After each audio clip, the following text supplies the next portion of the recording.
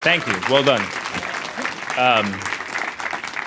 Right. I'm mostly known as a wrestling guy when I write for Grantland, which is this is really great for me because I'm used to being in rooms full of nerds. No, this is totally cool because this is I'm as big of a comic book fan as everybody here. I'm when they asked me to do this, I kind of freaked out for a while, and just nervously met Jim and Scott backstage and. Well, I'm glad you guys weren't there to see that. Anyway, we're here because it's Batman's 75th anniversary. We're here because Volume 5 just came out. Issue 35 just came out today. I don't want to spoil too much, but I'm guessing most of you guys have read it, and wow, it's really, really good. But yeah, so we're here for Batman. And I think it's really, I think it's in a bigger sense, we're all kind of only here because of Batman. I mean, we all have comic books that we love, but I mean, there are comic book TV shows and cartoons and major motion pictures and t-shirts and action figures and this thing called Comic-Con that you've probably heard of. And really, I feel comfortable in saying that none of that stuff would have happened at all without Batman. And of course, Batman itself wouldn't have been anything without the creators. I actually made a list of creators to mention, and then it got like 3 pages long, and I felt really bad. So I'm just not going to mention anybody except to say there's a million of them that are worth mentioning. Thankfully, 2 of those million are here tonight, and I'm really, really excited to have to invite to the stage Scott Snyder, who is the writer of Batman, who many people have called the best Batman writer in decades, although he can't tell you that himself. Scott, do you want to come on up?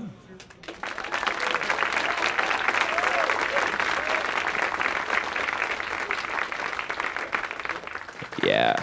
And of course, Jim Lee, the living legend. Artist of such wonderful Bat books as Batman Hush and co-publisher of DC Comics. Jim, give him a round of applause.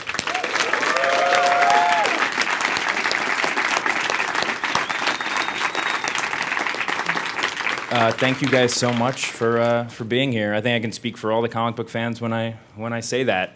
I know you guys are fans as much as you are. I mean, we all think of you as creators, but you're big fans. So just start off, what was the Batman book or TV show or movie that was most influential to you as a fan? Scott, you can go first.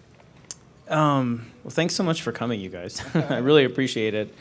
I think for me, when I was a little kid, I would come home and rush to the TV to watch the Batman 66 TV show, but I had no idea that it was actually campy. I thought it was like high drama, the whole time.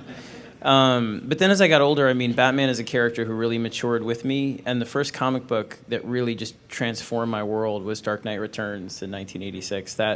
That was sort of the first instance for me as a reader and also as a kind of somebody who knew he wanted to go into storytelling. The first book that was so transformative in the fact that Batman looked like he was walking the streets that were an extension of New York, even though it was a futuristic book. The problems you knew as a child even were here, like you're not allowed to go to Times Square, you can't go to Central Park. The mutants, all of that stuff that's kind of metaphorical or transformed into kind of a sci-fi version of the real elements.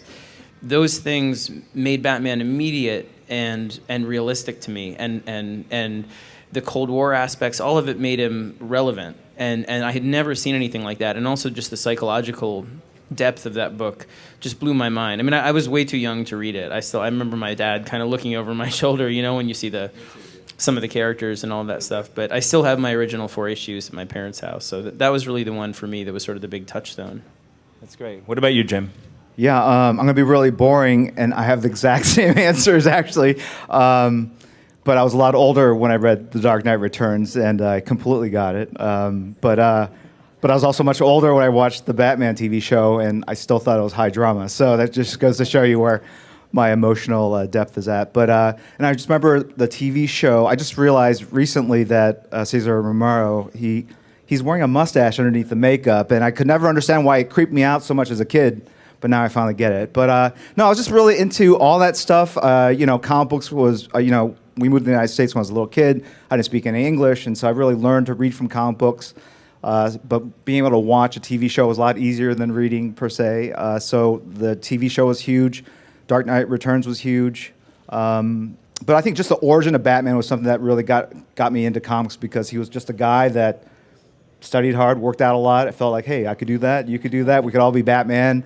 I remember there's like in the origin story, there's like a shot of the periodic table behind him, and that got me interested in what that was and chemistry. And when I redrew the origin of Batman and Batman Hush, I made sure to kind of drop that in there. And then he was like lifting, and so it was just like a kind of cool inspirational thing that got me not just in comics, but just trying to learn about things beyond what they were teaching you in grade school, I guess. Yeah, I mean, I think both of you got to what I think is one of the most important points about Batman, which is that he is not just timeless, but he ages with us in a way. You can totally appreciate individual books as a kid, as an adult. The TV show is a great example. But what do you think it is about the Batman character that makes him so relatable both to kids and adults? Well, I think it's his humanity. I mean, he's a guy who suffers as a child probably the worst trauma a kid can suffer. This random act of violence takes his parents, and instead of sort of buckling under that, he uses it as fuel to transform himself into this pinnacle of human achievement. He basically goes out there and says, if I can do this and make sure this doesn't happen to anybody else, what happened to me as a child, you can go out and sort of overcome any fears that you have about yourself. And I think ultimately all the other stuff, the wealth and the gadgets, that's fun and it's sexy and it's really fun to write. Like the new Batmobile, this. But at its core, I think that's what makes him so enduringly inspirational and appealing, is that he's just one of us, and he says to anybody that engages with him or as a reader, you can do what you think you can't do. And that lesson is just timeless. It's what makes him endlessly interesting also as a writer, I think. That you feel it as you're writing. He's sort of always saying, throw me any challenge because I'll overcome it, the way you guys can as well when you feel like there's no way out of a bad situation. Yeah. Jim? Yeah, I also think there's a bit of wish fulfillment in Batman. I remember reading The Dark Knight Returns. It was like the first time I'd seen a hero holding, a thug over the edge of a building, about to drop him to get him to kind of confess. And I was like, that's pure wish fulfillment. I remember when that book came out, it was the 80s, and Bernard Goetz, and just this whole, feeling of helplessness, I think, amongst people living in cities. Like, how do we combat urban crime? And here was this mythical figure coming out from the shadows, kind of solving all our problems, even though he was this vigilante. And then, Frank even addressed that within the story, using Superman as the ultimate sort of lapdog for the government. So I think there's that he works on a couple of thematic levels. He is this very noble hero born of tragic circumstances, but he's also a character that really has no compunctions, or he has no reservation about throwing a villain through a window of a building or through the, whatever. So he is definitely out there on the edge, which I think makes him a very compelling character, in that he's not this Boy Scout that's out there fighting crime. He's maybe one or two thoughts away from actually kind of being, a bad guy, So in a way, he's very much not just the flip side of a coin, but very much almost on the same side, on the rim, looking over the abyss at all this all this evil and crime. So I think in that level, he's just very, very unique and interesting. Yeah. Well, I mean, both as guys who grew up as Batman fans, how did you feel, or what was your reaction the first time you found out you were going to be writing or drawing Batman? Jim, you go first. What was the first? It was all done in secret. So I'm trying to think. It was a long time ago too. I worked on Batman Hush. That was in 2003, I think, or something like that. But at the time, actually still today, there's a lot of doubt whether I can make a monthly schedule or not. So I said, wasn't that funny? Anyway, and I said, well, look, we're gonna blow away the critics. We'll just work on this in secret. If I can't maintain some semblance of a schedule, we'll just put it out later or do it as a graphic novel. But if let's just do this in secret so that if I fail, no one will know about it.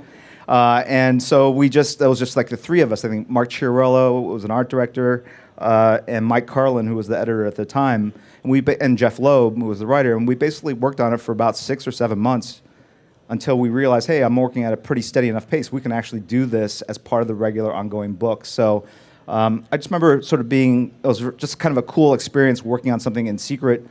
This is before social media and everything, so I doubt you could pull that off again today, but it was very much, I felt like I was a secret agent, very much a part of the Batman mythology while I was working on that book, so probably a different story for you. Yeah, my experience was just abject terror.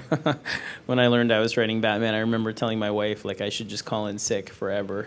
So I was terrified. Luckily, it was Dick Grayson when I first wrote... the first time I ever wrote Batman, Dick Grayson was under the cowl as Batman because Bruce was sort of lost in time in Grant's story. So Dick Grayson is a character who's so sort of bewildered by being Batman that it was almost effortless, where he's sort of like, I'm in the Batcave driving the Batmobile, and that was exactly how I felt. So it was more seamless than I thought. But then writing Bruce, it's very intimidating. It always is. It still is. I mean, even 30 or 40 issues in, for us, you still get chills when you write like panel 1, the Batcave.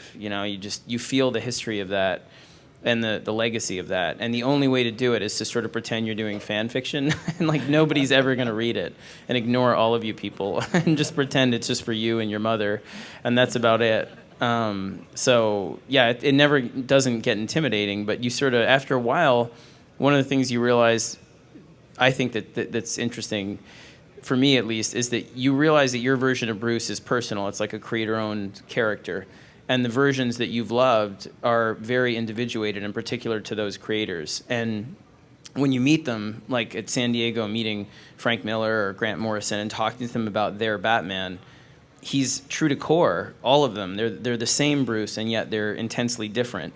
And they can all coexist, and you see that, and it's just he's a character. You realize how adaptable he is, how incredibly sort of enduring he is, because he has this core message, but how anyone can kind of take it and make it their own and still be true to him, in that way. Yeah, that's really intriguing, and I like what you said about pretending that no one's paying attention to what you're writing. That said, you both have done pretty significant things for the Batman legacy. Jim, you redesigned him, right, for New 52. Scott, you just finished Zero Year, which is a pretty intrinsic story for the Batman origin. So what is it like, putting your stamp on a character with this kind of history and this sort of legend?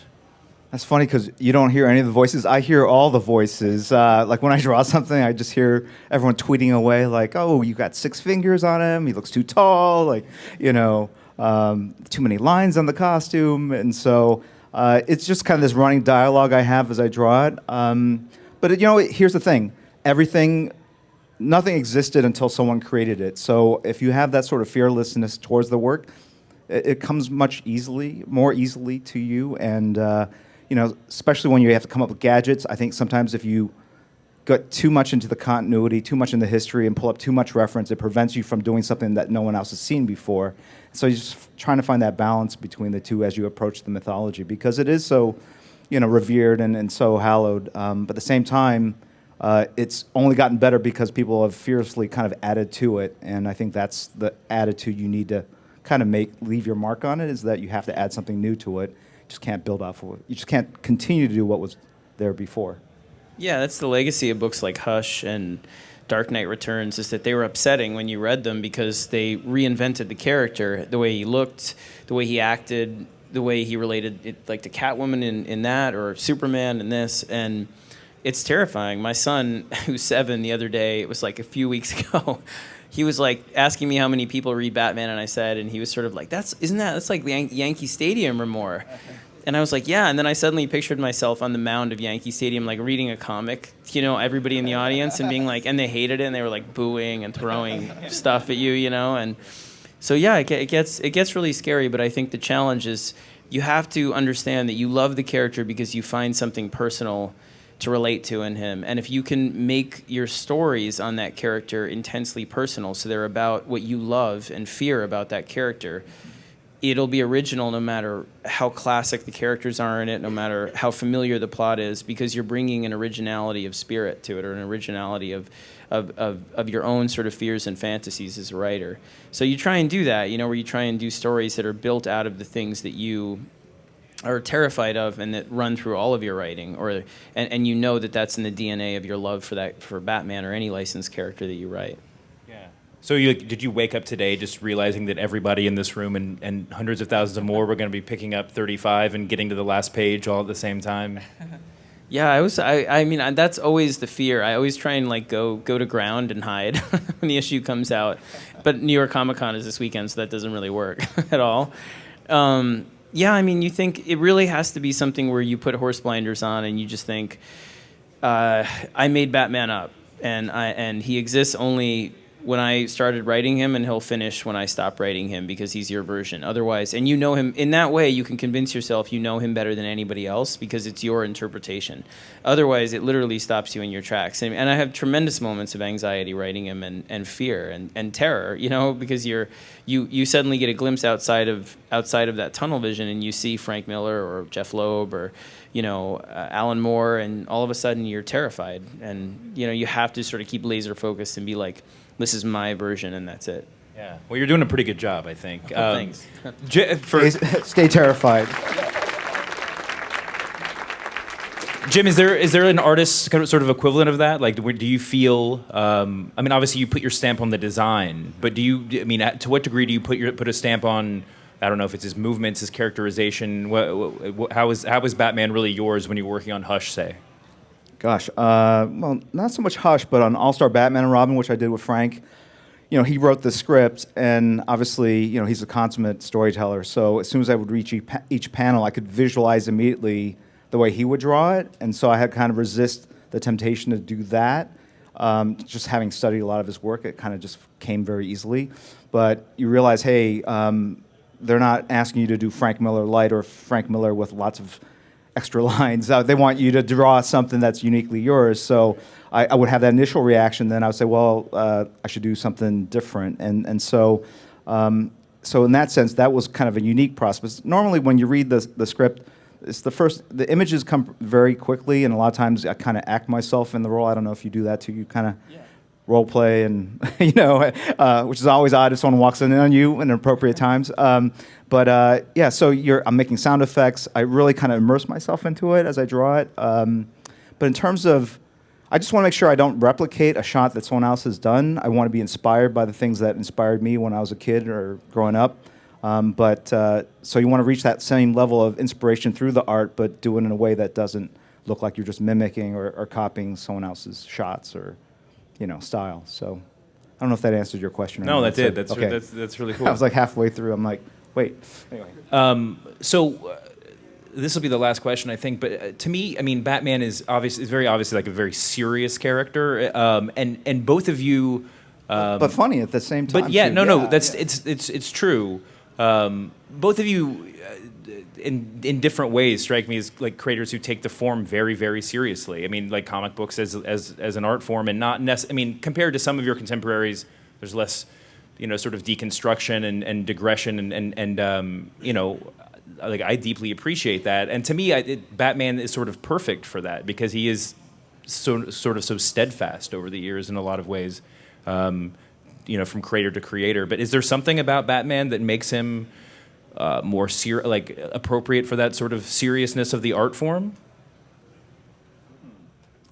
I don't know if I have the answer for that, other than I think he's for a non-powered character, he's fairly bulletproof in that a lot of people can do very different takes on the character, and it still works, you know. And you know, so you look at a character like what Frank did in All-Star Batman and Robin, where he's the goddamn Batman, and he added that kind of element to the mythology and really kind of took him to a different place altogether. And you compare that with you know, previous works, you go, or even the Joker book that Brian Azzarello did, a very kind of darker take on the world of Batman, but it all still works. And I think it's a testament to the power of the character, the mythology, that at its core is just very timeless.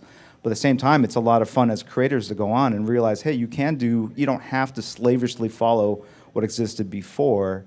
And I think that's the challenge and the fun of it. Yeah, he exists at a really interesting intersection, I think, of like heroism and pathology, you know, all at once, where he's out there sacrificing himself and punishing himself in certain ways that you know are self-destructive, where the story isn't going to end well. It's not going to end with him married with kids and well-adjusted. But at the same time, what he does, he makes himself a target for all of the terrible things that we don't want to face, so that we're brave enough to face them in our own lives in some ways. The challenges that sort of are derivatives of that, the bigger sort of villains and fears that he stands up to, I think, in Gotham. And in that way, I think he's endlessly interesting, because he exists right at that intersection where you could say he's an outlaw, he's a bad guy, he breaks the law, and his friends can say, it's going to end badly, Bruce. You're going to go down in flames, you're never going to have a family, you're going to be old and alone in Batman Beyond, you're going to be dead. Or on the other side, you could say he's the greatest hero of all time, and he's emblazoned on all the shields of Gotham, and that's great. And so he's right in the middle, and in that way, I feel like there's this kind of incredibly rich element to his character where he's human, and that's what he's not perfect. He doesn't exist on one side of the light or the dark. He's right in the middle, and you can push him one way or another, or kind of examine him from either side, and it lends itself endlessly, I think, to great storytelling, because we explore, as corny as it sounds, I think what we think of as heroism or self-destructive bad behavior of human nature through Batman, if that makes sense. Do you know what I mean? He's exactly what we want him to be, in the greatest hero, but he also is someone who's in terribly dark in another way, and self-sacrificing and punishing. Yeah. Well, I think we're going to go to you guys for some questions now. Hi, this question's for Jim. At past cons, you've done sketches ahead of time and hidden them throughout the cons. Are you going to do anything like that for this con? And if you could you? Did you check underneath your seat? I'm not lucky today. It's mean. No, I only did that for Comic-Con. It was a lot of work. I needed a lot of. I did a bunch of sketches in advance and then hid them throughout the Comic-Con, and I drop them into people's bags while they're walking along the streets, and tape them underneath tables at the cafe and leave them by the side of the road. So it was a lot of work. I needed a bunch of my family to help me out, my assistant, and I'm here just with Scott. He didn't want to help me out, so I didn't haven't done anything like that. But maybe next year. Hi, this question is for Scott. Love your work. I just have one. You just mentioned something about how Batman is in the middle, in between the good and the evil. So my question is, do you ever, when you're writing Batman, do you ever think that he's kind of punishing himself in a way because he couldn't stop what was going on with his parent, what happened with his parents, and then is he punishing himself again because he can't really save the city that he loves so much? And that's what I want to know. Yeah, I think if you asked him, he would say no. He would say, I'm preventing that from happening to anyone else, and he's successful at that because he's eternally in his prime in a lot of ways. But if you take a 30,000-foot view of it, he's punishing himself because ultimately, as a human being, he'll never be able to save Gotham and stop that from happening to somebody at some point. So even though in the stories and in the comics he's able to do it, there's sort of I think an unspoken vein of tragedy in it, where eventually he'll be too old, or he'll miss one day. And the great thing about the comics is, he always makes it. But when you look at him that way, I think from a sort of telescopic view, there's something wonderfully tragic about that too. That he's doing it and not admitting that one day it won't work. But, to add to that, there's one other weird element, not weird, there's another cool mythical element to Batman, which I think is alluded to in Dark Knight Returns, is when he goes into the shower and he realizes he shaved off his mustache, right? It's almost like he's a vessel for the Bat Force or something, and he really has no choice to be Batman, right? That it's acting through him, and it was really cool because Frank also set it up where the Joker, he's in Arkham Asylum, then all of a sudden he's just kind of out there, and then all of a sudden something clicks because Batman has reemerged, and you see the Joker's kind of presence reemerge through that character, and so it's just very kind of cool that there are these forces of anarchy and order that are out there, and they just kind of act through these people and make them doubly more tragic because they really have no choice in the matter. Hi. This question is for Scott again. Zero Year was awesome. Great payoff at the end. It was amazing. Thank you. Is there anything you could reveal to us? What's in store for Batman and the New 52 as of stuff that's coming up next year? Anything you could reveal? No, I don't want to give it away. But I mean, I can tell you that, the way Greg and I work on the book, we love being on the book, and as long as you guys will keep us in Gotham, we'll rent a place there and stay. We love it, even though it rains and it's terrible all the time.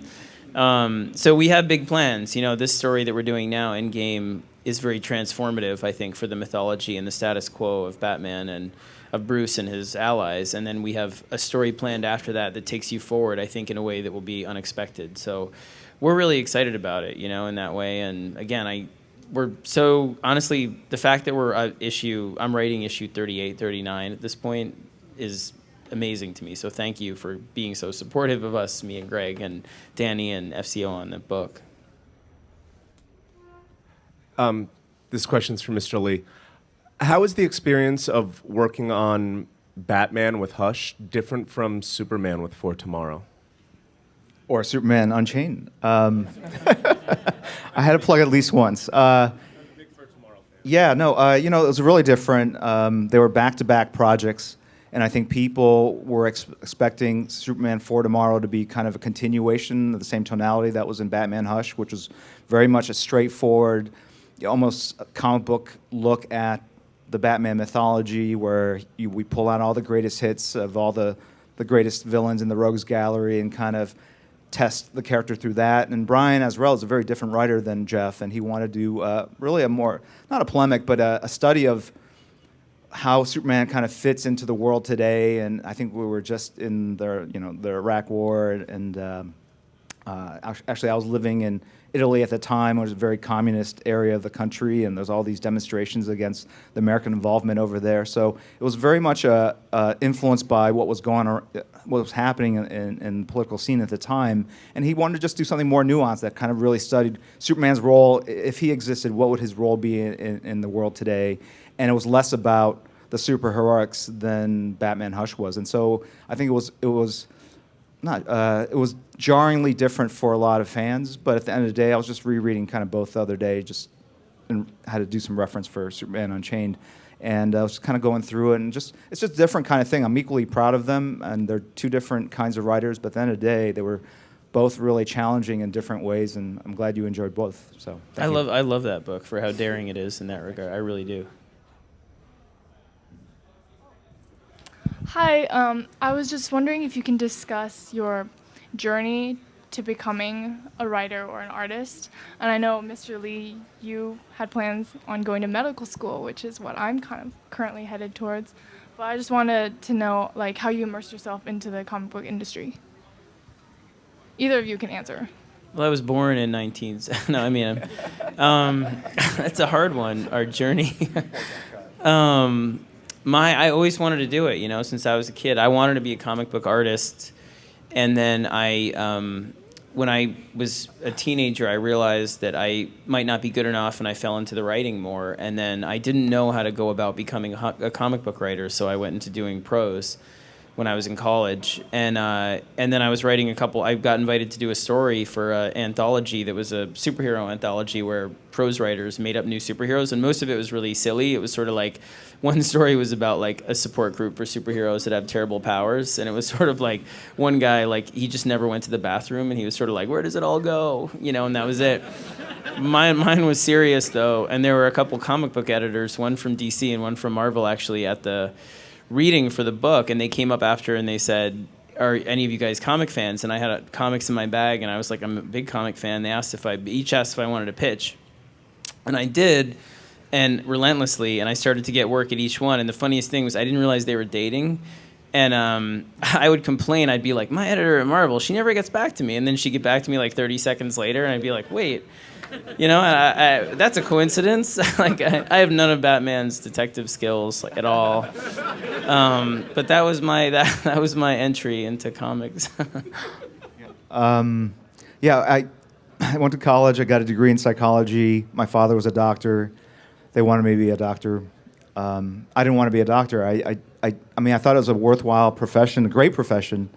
I thought I could be a pretty decent doctor too, I think. But I always looked at it as a job and something I would have to study for. And I just reached a point in my life where I was like, I want to just do what I love. And part of it was admitting to myself that I loved comics enough that I could do it as a profession. Because I think a lot of times people have their hopes and dreams of things they want to do, but they always kind of give them an out.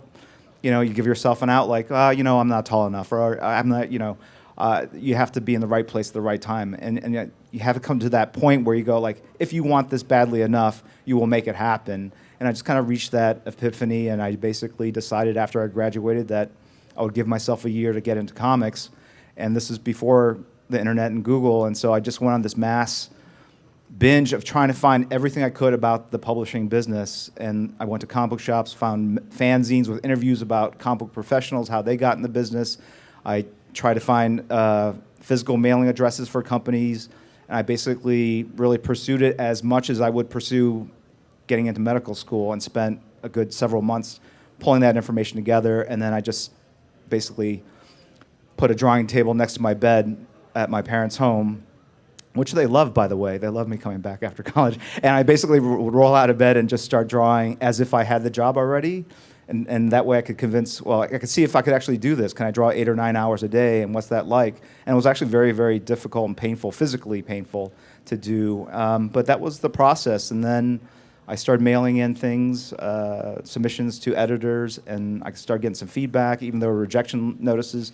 They're on. I posted them online. People seem to find inspiration from them. I think they're pretty funny because they just slam me so badly. But again, it was great to even get negative feedback, and that just kept me going. So I was really kind of obsessed by it, and it's hard to say how long I would have kept that up. But I think once I made that decision, that was the hardest part, making that decision and just kind of going all in. But really, looking back on it, that's precisely the time to do it, because you have no wife, no kids, no mortgage. That's the time when you can really just experiment and do whatever you want with your life, and you can always kind of fall back on, a career, medicine, whatever, later. And I always had that in my back pocket. But then after a year of working in comics, I contacted my university and told them because I had to pay a fee to keep all my MCAT scores and all my recommendations and all that on file. And I just told them, like, I'm just going to do this other thing. And this was even before things took off in the comic side. I just realized I found what I truly loved. It never felt like work to me.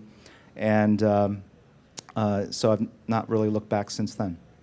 The moral is drop out and move back with your parents. That's right.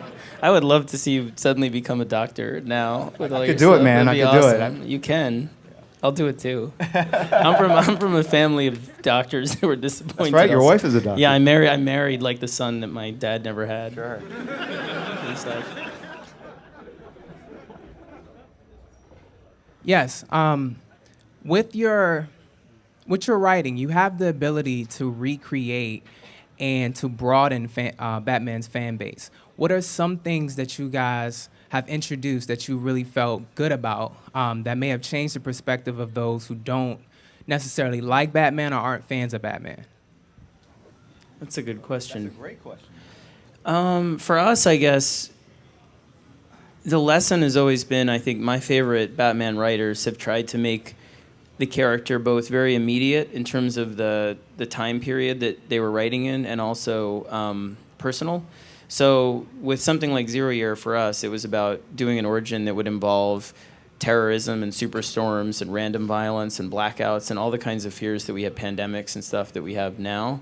But the creations, so I'm proud of that, making them immediate. But we introduced some characters into the mythology. This girl, Harper Row, in Batman, who's basically sort of a girl who has a terrible dad, and her mom has passed away, and she takes care of her brother, and she's just struggling in Gotham. And her brother, Cullen, who's a character I really love and have plans for also, and this other character, Duke, who is in Zero Year, who's African American, and trying to make characters that, growing up in New York, because I grew up in New York City, I mean, one of the things that was just part of growing up here is the public space and the diversity of the place, and you just have friends naturally that are from very different backgrounds, and coming to terms with that difference is just something you grow up with. So I'm very proud of the way we've been able to sort of diversify some of the characters that we're bringing in and have plans for currently in Batman right now, Harper, Cullen, and Duke. Yeah, I have a more oblique answer in that, it's more about the character of Batman, just to kind of give him, not nuance, but to explore the facets of him that sometimes are ignored. I always thought he's the world's greatest crime fighter, but he's also the world's greatest detective, and that was an element that kind of played a big role in Hush, and we wanted to spend time with that, how he kind of pulled evidence together, the logical leaps he would make in that kind of whodunit storyline. So I think it's just to reinforce the idea that he's not just a thug or vigilante who put on a mask, and that's what makes him great, but the fact that he is the best at what he can be, and he's aspired to that, and that he's also a great mind behind the mask.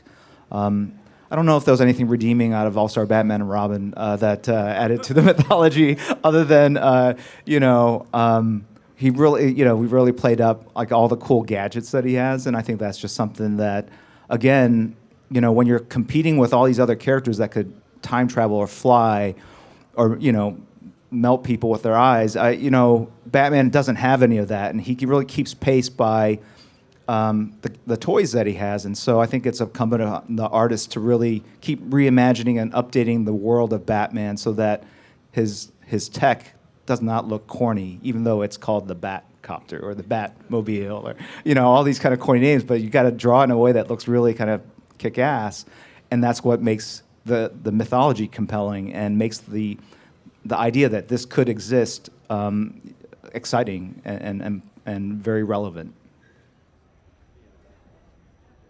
This question is for Mr. Scott Snyder.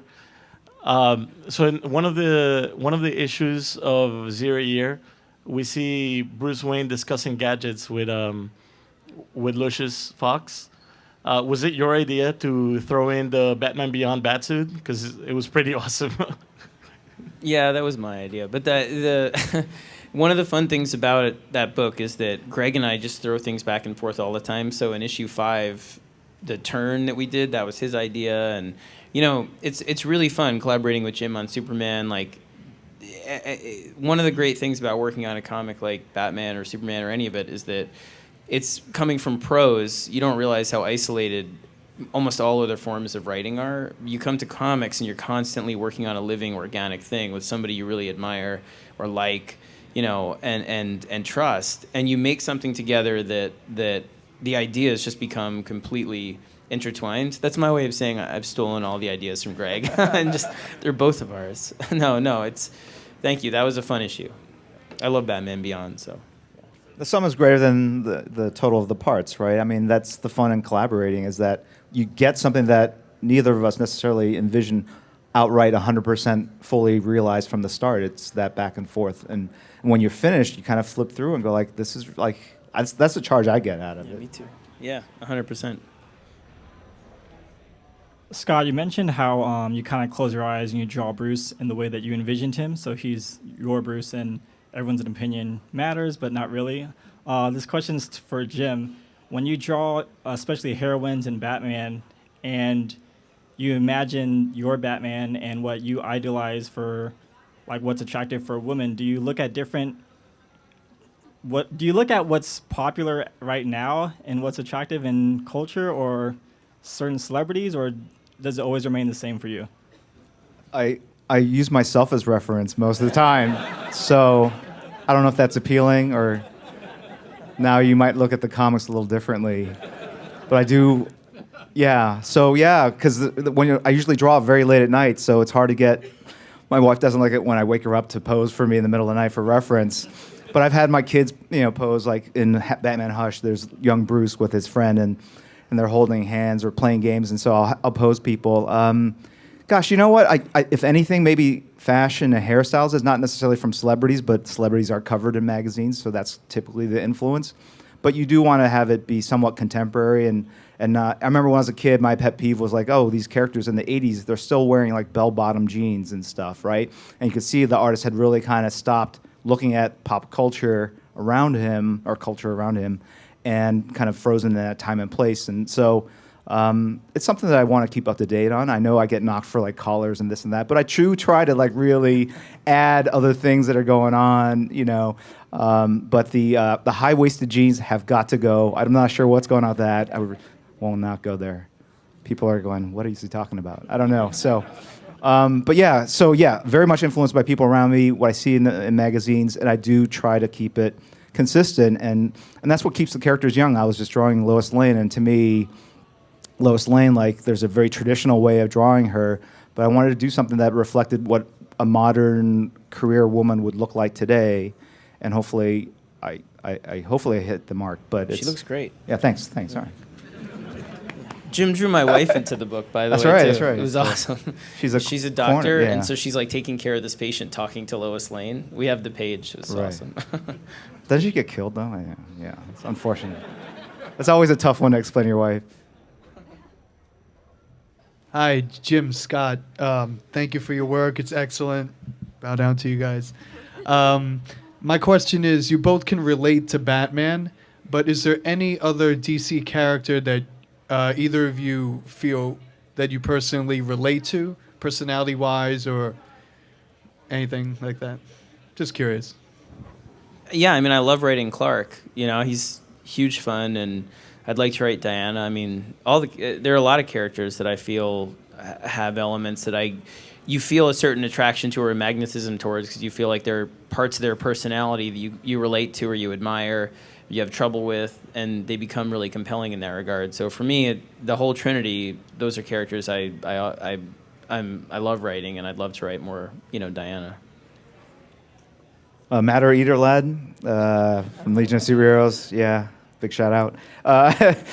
When I was a kid, right? Like, so that your parents want you to eat awful things, and so Matter Eater Lad, his power is he can eat anything, and so you go like, okay, if he can eat uranium, I can eat this asparagus or whatever.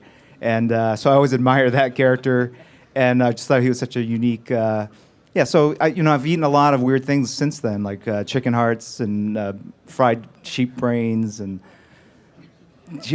So Matter Eater Lad, uranium is better, by the way, than all those things that I just described. Dinner is canceled. Yeah, exactly. Hi, this question's for both of you. Is there a character in the Batverse that you love writing and drawing respectively, which is totally out there, out of left field, that most people wouldn't expect? That's hard, because I really love writing. It sounds corny, but I love writing all of them. I mean, I love writing the Joker. I mean, he's huge fun, because he's like the devil, in some ways, where he looks at you and he kind of sees the thing that you're most afraid is true about yourself, and then he sort of comes at you and says, of course that's true, let me show you why that's true, and he's like a kind of devil's tongue in your ear. So I really get into writing him. I love writing him. He's one of my favorites. And out there, I guess, like, in terms of the most out there character, I don't know, I mean, I like writing Killer Croc. I mean, all of them are really fun. They're all bizarre extensions of Bruce in the way that you see how they're all his fears manifest, and so they become very potent very quickly, even if they seem silly, like the Mad Hatter or whatever.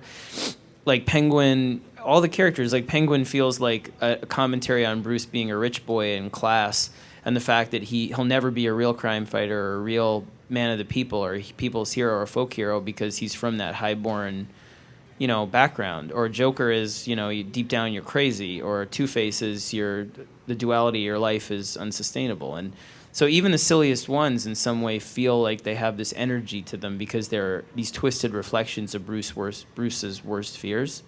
And in that way, they take on a kind of immediate fun and life and vibrant quality. Even like Crazy Quilt, who actually I have like a Crazy Quilt scene coming up. And you're like, I know why he's an extension of Bruce's thing.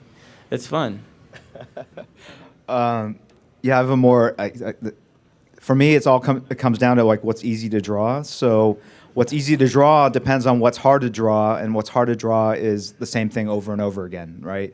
So the great thing about Batman and Robin is that Batman has a certain vocabulary of gestures and the way he stands, the way he's shadowed, and Robin is this ball of energy, and he has very different kind of. So it just adds variety to it, and then the Joker on top of it has a completely different flavor from those two.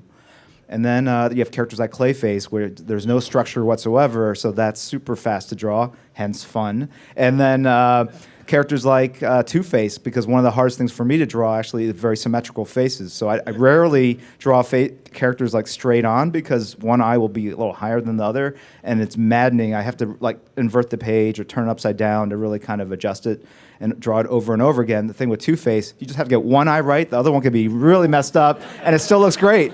So Two-Face is awesome. So. I should say that all the books and more that we've talked about tonight are available at itunes.com/Batman. And thank you two. This has been a dream for me. And thank all you guys for coming.